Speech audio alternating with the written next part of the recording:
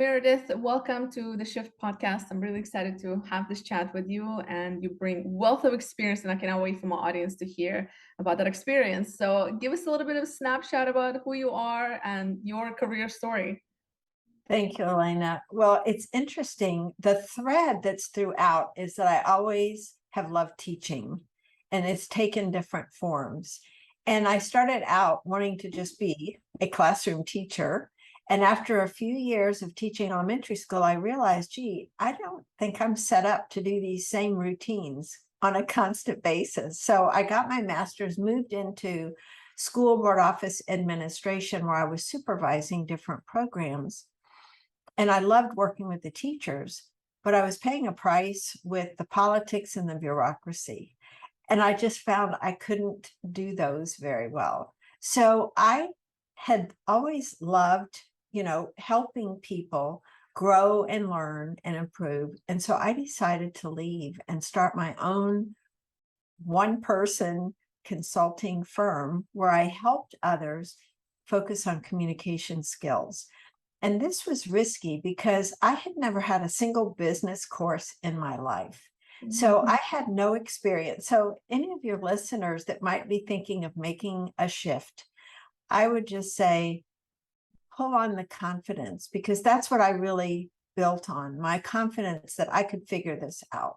I didn't know the road. There was no roadmap. There was no internet back then. Yeah. And so I just tried different things. And I found that speaking to groups was a great way to introduce myself to potential clients. So I did that for a number of years. And then I met a guy named Denny Coates. We started collaborating. He was a solo professional as well. And we just started doing some things together, leadership development, team building, all around communication skills. And we decided, hey, we're pretty compatible in our values. Let's put our two businesses together, bring in a third partner who managed all the other parts of the business. And so that's what we did for a number of years. And then, so that was a major shift. I remember hardly sleeping the night before we made the decision to move into shared office space. So like moving in with somebody else. Is this going to work out? Well, we've been working, the three of us have been working together now for 31 years. So it worked out quite well. But we had another shift in the early 90s. We wanted to use what's called 360-degree feedback, which many of your listeners might be familiar with, to help give managers feedback from the people who work with them. And the tools that were out, there weren't many back then, and they were all expensive and rigid. You couldn't customize the questions. So we decided to create our own. We beta tested it with our clients, and then decided, you know what? A lot of other people are looking for a tool like this. So we made the shift to be a software company from being consultants. So we stopped doing the consulting part and strictly focused on bringing this tool to the market. And I've been focused on the sales and marketing, building relationships with clients, potential clients, resellers over all these years. And I just love it. I'm as enthusiastic as I've ever been.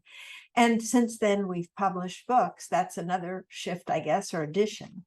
So we're all about helping create workplaces where people thrive because they know they have better skills for communicating with each other.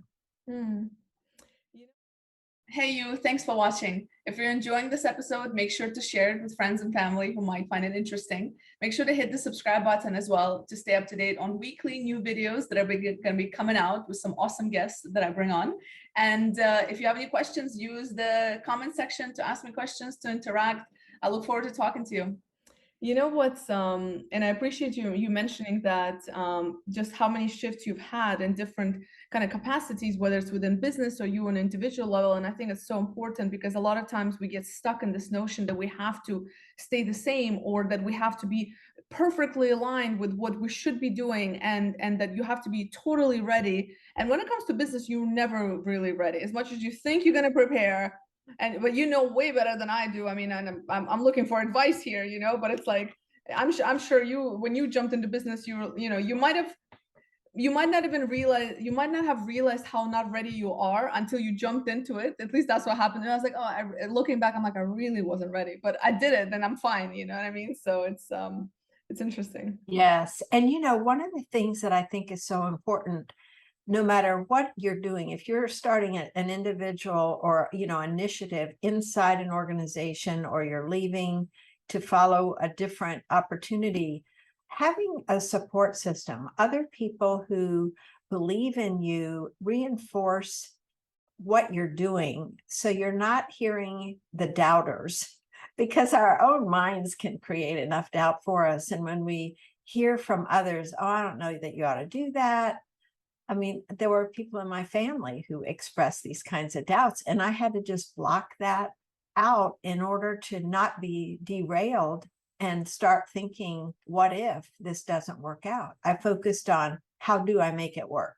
And what do I need to do? So having people who believe in you, surround you to support you, I think is really critical. Yeah, I think that's such an important point.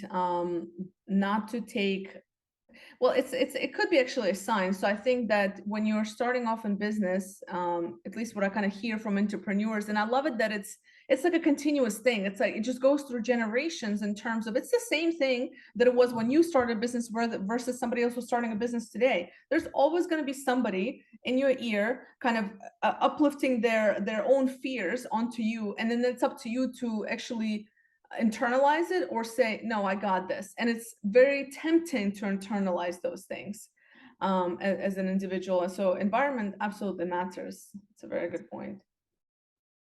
Yeah, it's what I also find interesting is that you mentioned communication, and I'm always astonished, and I know this might be silly and kind of self-explanatory, but communication, we've been doing these kind of sessions for so long, yet it is still the number one issue we have on individual basis, Yeah. organizational levels, just to showcase how it needs to be a continuous study of how to better communicate. Can you talk to us a little bit about that? Yes. Well, the sad thing is, Elena, most of us didn't grow up in homes where really powerful, effective communication was on display. Our parents do the best they can, but Mhm. this isn't taught in our schools. We don't put any emphasis on how to connect with another human being in an effective way, so you both get each other's messages. And of course, the foundation of all the various communication skills is listening. And the issue there is that we tend to think we're good listeners, but in reality, we're more often waiting for our turn to talk. We're waiting for our chance to get in our opinion, make the argument that we're right. There are all these things that we do unwittingly that get in the way of clear, direct communication.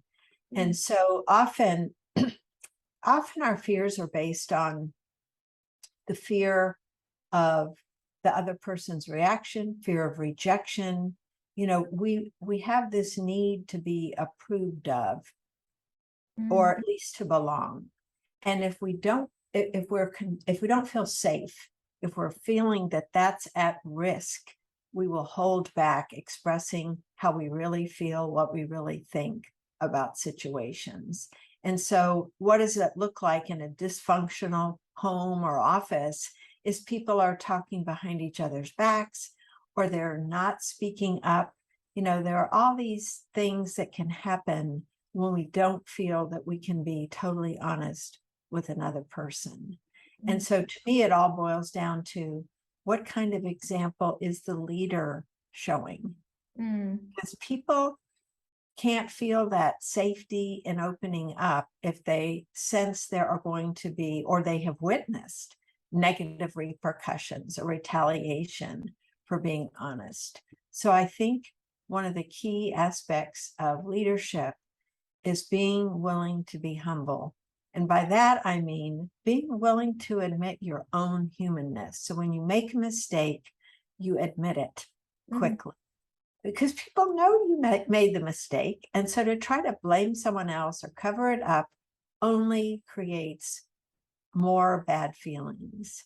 And mm, so being willing to what is the environment like? What is it that keeps me from speaking directly to this person? Sometimes it's my own stuff going in my head, right? Yeah. I'm concerned. I've created this story in my head about how somebody's going to respond when in fact I don't know. But Mhm. if I have seen things in the way other people have been treated, or maybe I've been treated by this person, that impacts my willingness to risk and Mm. be open. So there are all these experiences that we each bring to the workplace, to the families that we join into, that Mm. impact our sense of or willingness to communicate. So it's complicated. It's not easy. Yeah, it is. And it's, yeah, it's a continuous thing. And the moment that you feel like you got it, something happens, you're like, okay, not my best moment. And you feel like you have to go back to the drawing board and get better at that particular within that communication relationship building piece, whether at work or personal life. What I wonder, and obviously I'm, of course, I'm biased coming from this field, but this is where, when I have these conversations, I'm continuously more and more convinced of the importance of that coaching aspect, because a big part of this awareness that you're talking about is the first stepping stone of emotional intelligence in Mhm. communication and lead in everything, right? And everything that we do, especially in this day and age. So, and it's very hard to be self-aware. I mean, I'm guilty of it. It's very hard to be self-aware, and it's like different, peeling different layers. And this is where that unbiased, um objective opinion of a coach or a mentor, somebody like that, comes into play. Well, I think you're absolutely right, because we all have blind spots. Let's just get that on the table. Right. No one is totally self-aware. And so there are things that another person can see in us, especially someone like a coach who's detached. They don't have that emotional involvement with us as a personal relationship, or as the, manager, or it's a separate professional relationship like you would have with your doctor, or an attorney. And so they are, brought in, or someone internally are able to ask the right questions, listen well. Hopefully, their emotional intelligence is very high. So they are able to stay objective, not react if the client, responds negatively to something that is said, and is able to hold up the truth to the person about their behavior, either through the coach having interviewed other people who work with this person, or whatever tools they've been able to use to help identify with that client what areas are causing them problems and where do they need to improve. And then being willing to support, encourage, and coach them as they work through that. Because, the problem with so many training programs that are geared to improving communication skills is they're a one-shot deal, Mm. or even if they run over, a couple of weeks, that's not enough time for someone's brain to get rewired for the new way of doing it. That requires practice, reinforcing the behavior, also getting feedback, how am I doing, and support. And coaching is the best form of support for that. So that to me is where coaching serves such a good purpose, because it's over time, and it's helping the person be aware and cognizant of practicing whatever behavior it is they've committed to work on.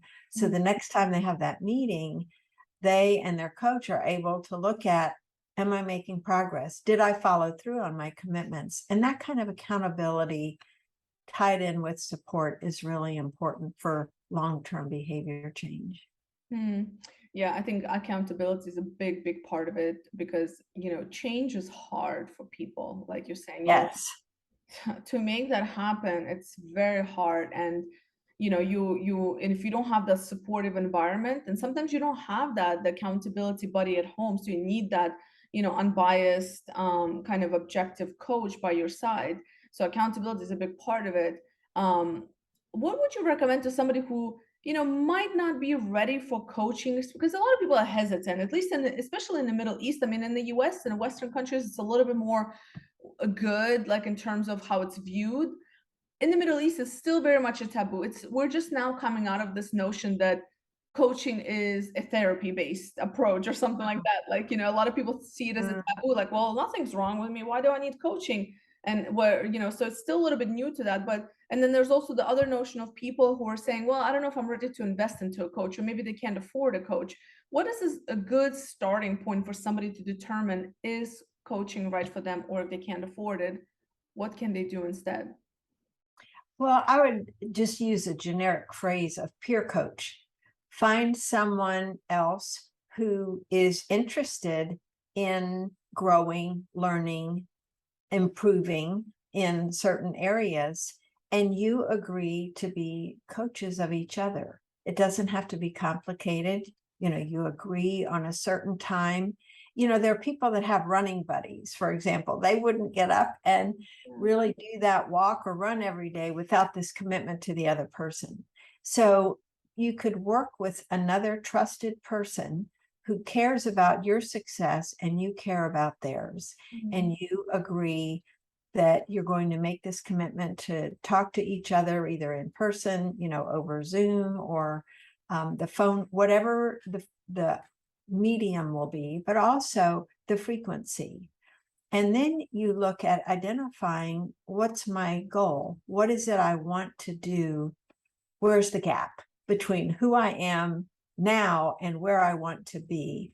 And looking at here's what I'm going to specifically work on and making that commitment so that when you have your regular meetings, you take turns asking each other, what did you do? How did it go? And you help them process and learn from whatever that experience was, good or bad, so that the next time they encounter the opportunity to use that skill or that behavior, they have that learning in mind as they go into that situation. So a peer coaching kind of situation serves for the support and the accountability together. And if it's someone who knows you well, providing that feedback and coaching. And coaching often really boils down to listening well and asking questions. So you don't have to feel the pressure of, I got to have the answers for this person. When they come to me with this problem, I've got to be the expert. No, it's not like that at all. What a peer coach is really doing is helping the other person uncover Mhm. their own motivations, their own thinking about why something happened the way it did, Mm. so that it's not pressure really for either one of them. It's an opportunity to have someone that has your back and Mhm. is there for you. And that way they may be able to stay in touch in between if one of them has an issue and they really need to talk about it.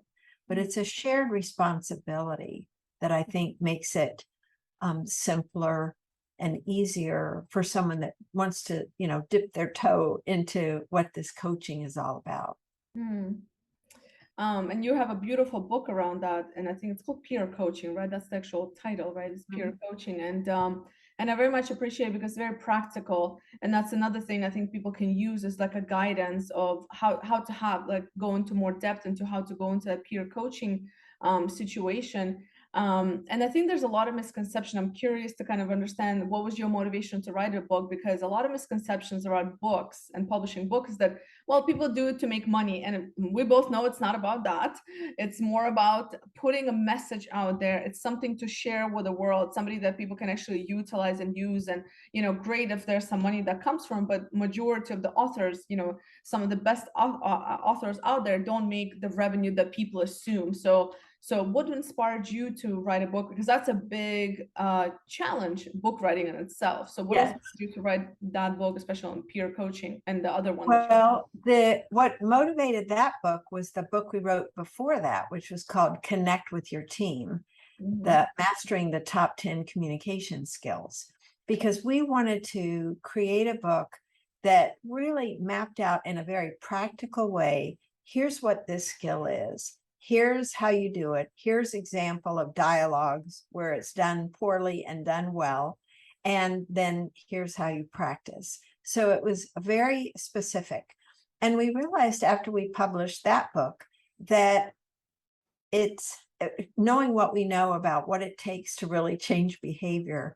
We thought we need to do a companion book that really encourages people to work in pairs with another person as they're working to improve their communication skills, so that they can get the kind of things we were just talking about, the feedback, the encouragement, the support. Because anytime you're trying to change a behavior, you said it earlier, change is hard.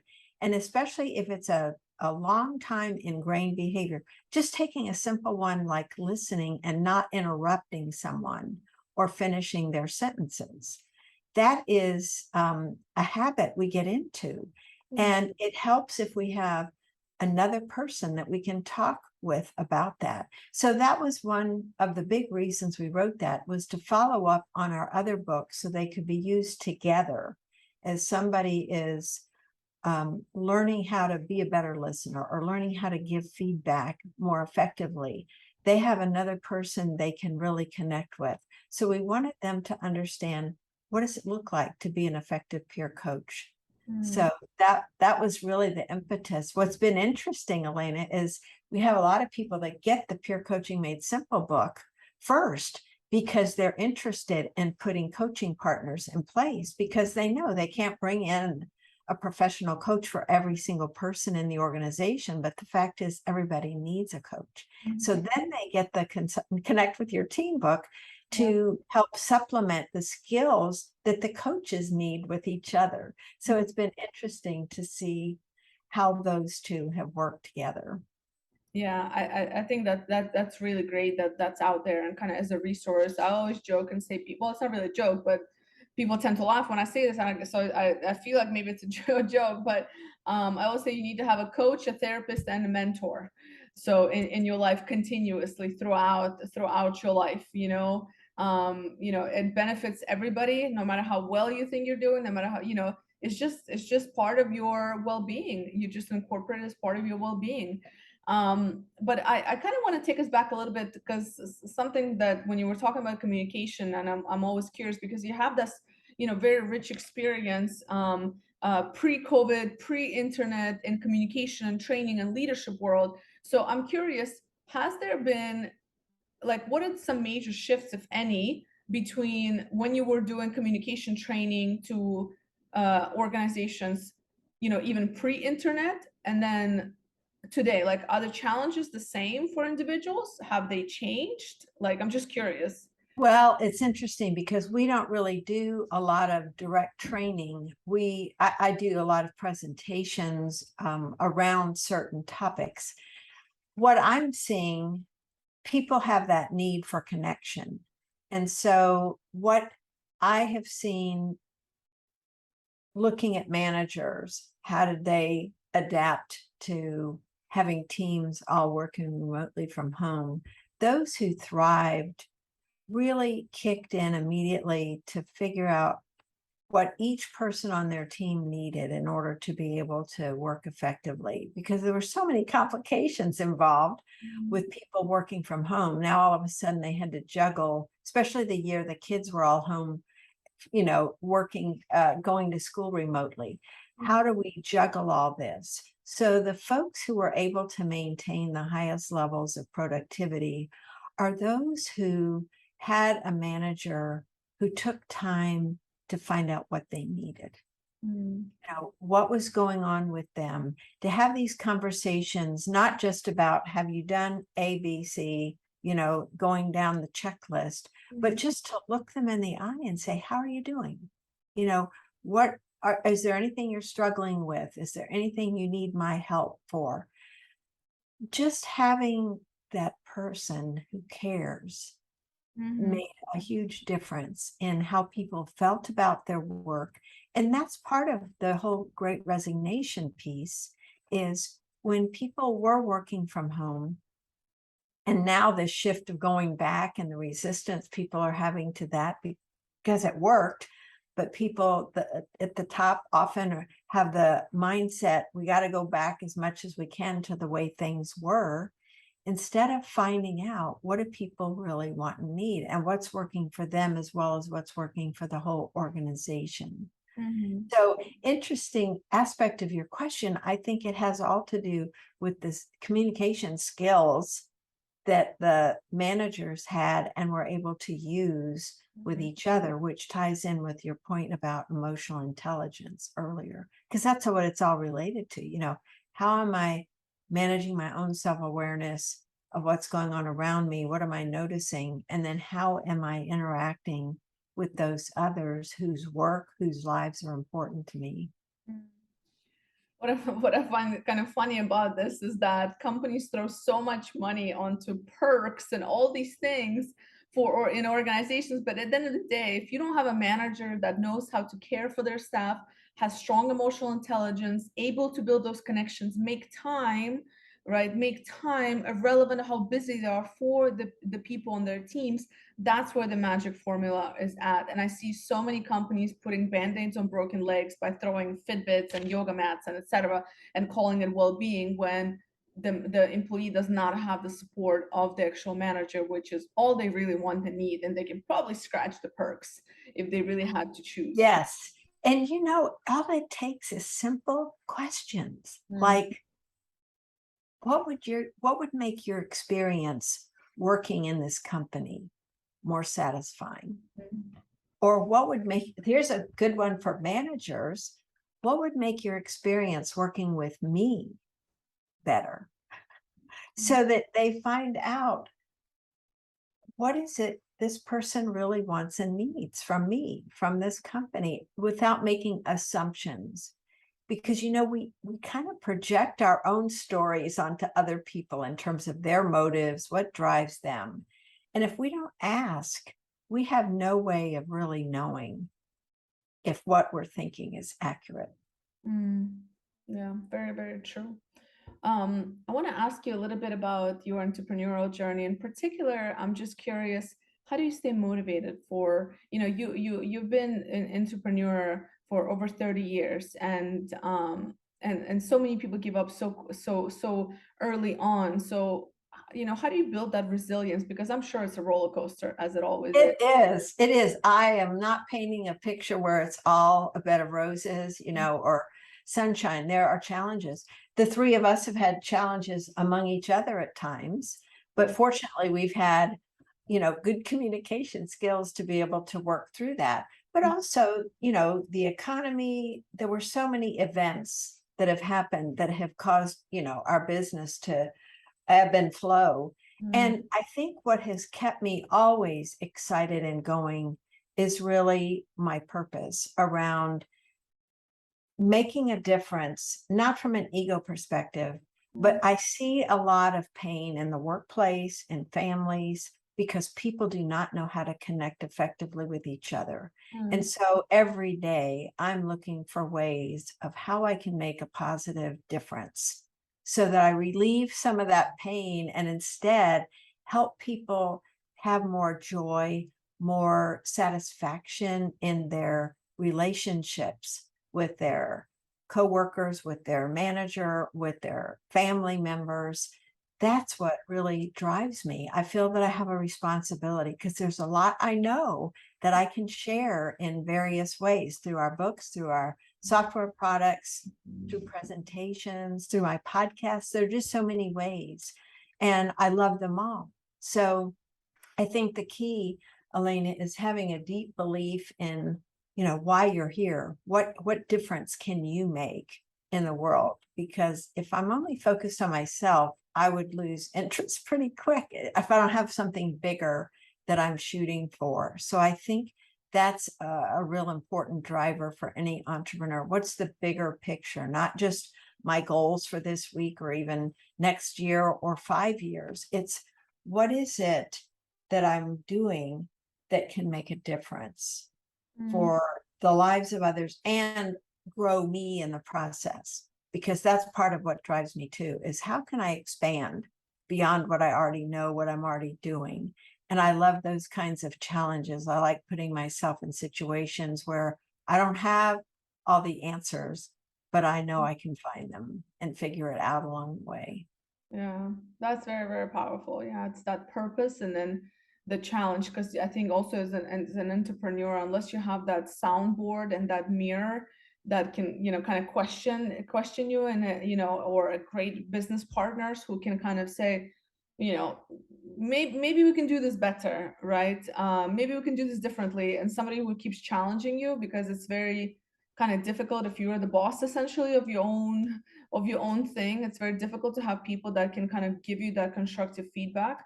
So, and it's painful and it's uncomfortable, but I think that's what kind of remembering your purpose, and then also just continuing to maintain that relevance, continuing to upskilling and changing yourself as many times as necessary so that you can continue to live that purpose, is Yes. essential. And that's difficult to do. So And I just thought of two other things. One is having the attitude that everything that's happening is happening for me. And that way, I don't ever feel like I'm a victim. I don't ever say, why did that happen? Why is this not working out? I'm always looking at, how can I use this going through this tough time to learn so that the next thing I do, I'm taking that learning with me. So when we have that kind of attitude, that helps us with resilience, because we don't take it personally. It's not something happening to me. It's happening. And I choose to see it as happening for me. So if I see it as a benefit, then I can always find some kind of magic lining there that works. The other thing is having an attitude of appreciation. And so one of the things that's happened with my two partners and me is, over the years, we've come to really appreciate the unique contribution that each of us makes to the business. And we're always looking for ways to express that verbally with each other or in writing, so that, we each feel valued. And I think if we could all bring that to everyone we're interacting with, thinking about what value this individual here brings to my life, and how am I letting them know that? How am I conveying to them, you're valuable to me, you're valuable to our company, so that they don't feel taken for granted? Because that's another reason people leave, is they don't feel valued. So part of it is not slowing down long enough to identify, what is the value of this person to me? So first of all, noticing, and then consciously being aware of it, so that when you see it and experience it, you express that appreciation to the other person.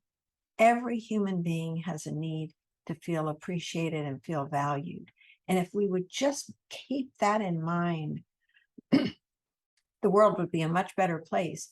But each one of us would be living such a more positive life, because we are now looking at, how can I give to these other people that means so much to me, instead of looking at, well, what have you done for me lately? If we turn it around and we're always looking at, how can I serve this person? How can I help them feel they matter? That's the key to me of being a fulfilled human being, is recognizing the importance of that, and then living every day to convey that to the people you encounter in your life. It's a beautiful message. I love it. It's a beautiful message.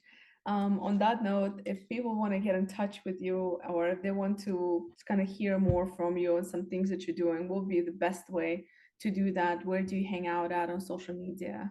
Sure. Well, our website is growstrongleaders.com, and you can learn about our books, our products, and my podcast there. My podcast has the same name, Grow Strong Leaders.